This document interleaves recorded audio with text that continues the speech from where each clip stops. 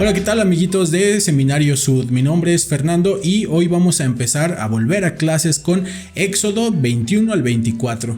Espero que te haya ido muy chido en tus vacaciones y que las hayas disfrutado con tu familia. Ahora sí, comenzamos. Como ya sabes, vamos a iniciar con el contexto rápido. Resulta y resalta que te acuerdas que los israelitas habían recibido las leyes de los 10 mandamientos. Bueno, pues aparte de estos 10 mandamientos, Jehová le dio a Moisés para el pueblo otras leyes y eran leyes más como de la vida cotidiana, ¿no? Los mandamientos son precisamente mandamientos de Dios, pero no se meten tanto en la vida del pueblo, ¿verdad? Por ejemplo, estas nuevas leyes que Jehová le dijo a Moisés tenían que ver qué pasaba si alguien robaba, qué pasaba si a alguien se le perdía una cosa que pidió prestada, qué pasaba si dos hombres peleando golpeaban a una mujer embarazada y cosas de ese estilo. Entonces se revela una serie de normas que los israelitas deben vivir. La siguiente cosa es que el Señor les dice, bueno, ahora ya mero vamos a pasar a la tierra prometida, así que en cuanto ustedes entren ahí, va a haber todavía personas. Lo que deben hacer es esperar a que yo las saque y no contaminarse con los ídolos y dioses falsos de esas otras personas. Y por último, Dios le dice a Moisés que prepare a los israelitas para hacer un convenio con Dios, para verlo, para hacer un convenio y para que Dios les bendiga con algo muy importante que vamos a ver al final. Ahora que ya vimos el contexto, vamos a 3 principios que me llamaron mucho la atención. El primer principio se encuentra en Éxodo 23 y es que el Señor, como ya te había comentado, les dice que en ese lugar a donde van a ir ya hay personas. Lo único que los israelitas deben hacer es no contaminarse con sus ídolos falsos, con los dioses falsos. ¿Y qué hacen los israelitas? A lo largo de todos los libros vas a ver cómo los israelitas empiezan a adoptar dioses falsos de otras culturas. Entonces, muy mal. Ahorita vamos a ver un ejemplo de la aplicación de la ley y de cómo fallaron en la ley. La escritura se encuentra en Éxodo capítulo 23 versículos 24 y 25 y dice lo siguiente: no te inclinarás a sus dioses ni les servirás, ni harás como ellos hacen, sino que los derribarás del todo y despedazarás enteramente sus estatuas. Mas a Jehová vuestro Dios serviréis, y él bendecirá tu pan y tu agua, y yo quitaré toda enfermedad de en medio de ti. Entonces, ¿qué les está diciendo Jehová? Si tú haces esto de destruir todos sus dioses que te encuentres, yo voy a bendecir tu vida, bendeciré tu pan, o sea, la comida y el agua, y quitaré de en medio de ti toda enfermedad. Entonces, Dios les está dando la promesa de que si ellos se cuidan de eso, pues al final van a triunfar, ¿no? Van a estar bien. Entonces, ¿qué pasa con esto? ¿Qué son los dioses falsos? Los dioses falsos o ídolos eran figuras que las personas hacían antes para adorar. Eran figuras hechas de barro, figuras hechas de madera, figuras hechas de muchas cosas que representaban cosas que eran visibles para las personas, como el sol, como la luna, como las estrellas, como la naturaleza, el agua y demás. Entonces, cosa que haya en la tierra, cosa que la gente tenía su dios de eso. Y a estos dioses pues los adoraban y les mandaban sacrificios y esperaban que estos dioses los bendijeran. Entonces pues hay mucho peligro en eso. ¿Por qué? No solo por el hecho de adorar otra cosa que no empate con lo que a lo mejor los demás piensan, ¿no? Porque eso es libertad religiosa. El problema con estas cosas es que muchos de esos sacrificios que hacían a los dioses eran de vidas y vidas humanas, obviamente, y también de animalitos. Y la siguiente cosa es que en sus reuniones donde festejaban a estos dioses, pues hacían cosas que no te puedo explicar todo lo que hacían en sus reuniones, pero eran muchas cosas malas en cuanto a la ley de castidad. Entonces, no era solo por adorar a otro dios, sino que hacían muchas cosas malas para sí mismos y para las demás personas en esta adoración. Vamos a ver un ejemplo ahora de quien sí cumplió la ley, es decir, de quien sí abandona a sus dioses o los ídolos falsos, y un ejemplo de quien no. Primero vamos con quien sí. Este ejemplo lo encontré en la Conferencia General del 2019. El discurso se llama Un compromiso inquebrantable con Jesucristo, de Dale G. Reynolds. No sé si se pronuncia así, amigos, perdónenme. Dice: las personas que entran al templo de Kinshasa ven una pintura original titulada Cataratas del Congo. De manera excepcional, eso recuerda a quien asisten al templo el inquebrantable compromiso que se requiere para aferrarse a Jesucristo y para seguir la senda de los convenios del plan de nuestro Padre Celestial. Las cataratas representadas en esa pintura traen a la memoria una costumbre que era habitual hace más de un siglo entre los primeros conversos cristianos del Congo. Antes de su conversión, adoraban objetos inanimados, pues creían que esos objetos tenían poderes sobrenaturales. Después de convertirse, muchos peregrinaron hasta una de las innumerables cascadas que hay a lo largo del río Congo, como las cataratas de Songo. Estos conversos echaron ahí sus objetos que antes idolatraban, como símbolo ante Dios y ante los demás de que habían desechado sus antiguas tradiciones y aceptado a Jesucristo. De manera intencionada, no echaron sus objetos en aguas tranquilas y superficiales, sino que los echaron a las turbulentas aguas de una cascada gigante, de donde no los podrían recuperar. Esas acciones eran un símbolo de compromiso nuevo pero inquebrantable con Jesucristo. Entonces, ¿qué hicieron estas personas? Tomaron todos sus ídolos, lo aventaron a las cataratas y se despidieron de ellos. Pudieron dejar sus tradiciones pasadas que, pues a lo mejor no iban de acuerdo con el evangelio. Pero ahora, ¿qué pasó con los israelitas? Bueno, a lo largo de todo el libro vas a ver cómo los israelitas empiezan a adoptar tanto a los dioses como los rituales de todas las tierras que se encuentran habidas y por haber. Que se encontraron con los egipcios, tomaron cosas de los egipcios. Que se encontraron con los fenicios, tomaron cosas de los fenicios. Que se encontraron con tal pueblo, tomaron cosas de tal pueblo. Los israelitas, Dios que veían, Dios que adoraban. Estaban muy muy locos los israelitas en ese entonces. Y bueno, deliberadamente decidieron adorar cosas que Dios ya les había dicho que no adoraran. ¿Cuál es el principio que podemos aprender de esto?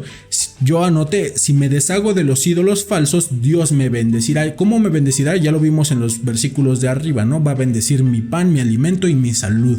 Pero ahora, ¿cómo se aplica esto a nuestras vidas? No hace cientos y miles de años, sino ahorita. Bueno, en la actualidad hay muchos ídolos falsos, muchas personas que se ponen como ejemplo a seguir de muchas otras personas. Esto funciona muchísimo con la juventud, con las personas de tu edad. ¿Por qué? Porque tienden a seguir, yo lo hice también, tendemos a seguir ciertos comportamientos y a creernos únicos y diferentes, y de repente, no sé, ¿no? Salían estos memes de Harley Quinn y ya somos como ella, o ya somos como tal o cual personaje. Entonces, hay famosos artistas, incluso líderes nuestros, amigos o incluso el mismo teléfono celular, ¿no? Que puede ser o volverse nuestro ídolo. Un ídolo o Dios falso es toda cosa que ponemos entre Dios y nosotros. Todo aquello que como nos limita a llegar a Dios o que ponemos antes de Dios. Entonces, solo tú sabes qué estás anteponiendo ante Dios, ¿no? Cualquier cosa que te aleje de Él, cualquier cosa que tú pongas primero, eso es un ídolo falso. Si tienes novio o novia a esta edad, a la edad de seminario, bueno, pues si es un impedimento ante Dios, estás frente a un Dios o ídolo falso, ¿no? No lo digo yo, lo dicen las escrituras. Entonces, trata y esfuérzate por no estar como con dioses falsos alrededor de tu vida, con ídolos.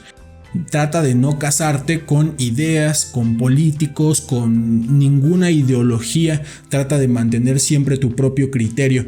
Es difícil ahorita que eres joven porque, pues, básicamente Instagram y Facebook y Snapchat y todas las aplicaciones que usas te dicen cómo vivir, te dicen cómo se ve la felicidad, te dicen cómo se ve el amor. Y no siempre se ve así, ¿no? No siempre se ve en una playa o con un buen de amigos riéndose o con cosas así. La felicidad normalmente llega más en cosas pequeñas y sencillas, pero pues toda la propaganda nos hace creer que solo vamos a ser felices si tenemos tal o cual cosa, ¿no? Muy interesante acerca de los ídolos falsos. Y por último, la preparación. El manual nos dice que nos hagamos una pregunta. Imagínate que tu amigo se quiere bautizar y tú le tienes que dar una serie de cosas para que se prepare para el bautismo. Y pues vienen varias cosas a la mente, ¿no? Te puedes preparar guardando los mandamientos, te puedes preparar leyendo, te puedes preparar haciendo muchísimas cosas. Entonces, en Éxodo 24 del 9 al 12, vemos cómo el Señor les dijo a los israelitas, prepárense para hacer convenio conmigo. Los israelitas se preparan, Moisés los prepara y ellos aceptan. Y entonces Dios hace el convenio con ellos y dice el versículo 12, entonces Jehová dijo a Moisés, sube a mí al monte y espera allá, y te daré las tablas de piedra y la ley de mandamientos que he escrito para enseñarles. Entonces, por guardar los mandamientos, por prepararse, el Señor les da algo extra, ¿no? Toda preparación requiere un sacrificio, requiere que sacrifiques algo que estés haciendo mal para empezar a hacerlo bien. Un ejemplo de éxito de esto fue, por ejemplo, cuando Brigham Young ayudó a los santos a prepararse para el éxodo y para comenzar a construir el templo del lago Salado, ¿no? Entonces requirió mucho sacrificio. Muchos de ellos no vieron el templo del lago Salado estar en pie, muchos de los que llegaron, pero al final pues fue una experiencia que les ayudó muchísimo, ¿no? Y les trajo una bendición. Un ejemplo de alguien que no se prepara está la parábola de las 10 vírgenes, ¿no? Había 5 que sí se prepararon con aceite y 5 que no se prepararon. A las que se prepararon pudieron pasar a la boda y siguieron adelante. Las que no estaban preparadas pues no pudieron continuar a la fiesta. Esto es una semejanza de cuando venga Jesucristo, ¿no? Vamos a ver quienes no estemos preparados y vamos a ver quienes sí estemos preparados. Y como principio yo puse, si me preparo para hacer convenios con Dios, Dios me enseñará aún más cosas para mi salvación. Cada que tú vayas avanzando, dice la Escritura, línea por línea, precepto tras precepto, puedes ir cada vez más allá si cumples con las leyes de Dios. Semejanzas con tu vida. Bueno, es muy sencillo, ¿no? Si tú te preparas para un examen, pues es más probable que tengas éxito. Si tú te preparas siendo digno y estudiando para la misión, es más probable que tengas éxito. Y si tú te preparas para casarte y ser digno, pues es muy probable que seas un buen esposo o buena esposa. Antes de irme a la misión tuve un buen tiempo para prepararme y eso me ayudó muchísimo a que pudiera ser un mejor misionero. No te estoy diciendo que fui el mejor misionero y que bauticé quién sabe cuántas personas y que fui líder de distrito y cosas así. No, para nada. El éxito no tiene nada que ver con eso. El éxito tiene que ver con otras cosas más personales entre Dios y tú. Entonces, si te preparas, yo te prometo, pues no te lo prometo yo, ¿no? Pero el Señor tiene esta promesa de que te va a dar aún más. ¿Qué les dio el Señor como preparación? En los siguientes capítulos viene cómo se debía construir el tabernáculo, el templo. El tabernáculo era un templo, pero portátil, que te podías llevar en la mochila. Bueno, en muchas mochilas, ¿no? Se lo llevaban. Bueno, no había mochilas, pero se lo llevaban cargando, para que me entiendas. El punto es que esa fue la bendición por haber obedecido y haberse preparado para hacer convenios. Un día vas a entrar al templo y vas a hacer convenios de castidad, convenio de consagración, convenio de palabra de sabiduría y más cosas que vas a poder hacer dentro del templo. Todo lo que está aquí, si lo lees bien y con detenimiento, va a ser muy semejante a cuando pases al templo por primera vez. Incluso si tú metes en Google como investigas cuál es la vestimenta de los sacerdotes en Éxodo, es muy semejante a la que usamos en el templo, ¿no? Porque a veces muchas personas como que no saben cómo vestimos. Ya la iglesia sacó muchos videos de la vestimenta del templo, videos oficiales, pero si quieres saber un poquito más, es prácticamente lo mismo. Si tú entras a Google y buscas cómo se vestían los sacerdotes de Israel en el Antiguo Testamento, es básicamente la ropa que usamos. Entonces, prepárate para entrar al templo y te prometo que el Señor te va a bendecir con todas estas cosas. Mi nombre es Fernando, cuídate mucho, hasta la próxima.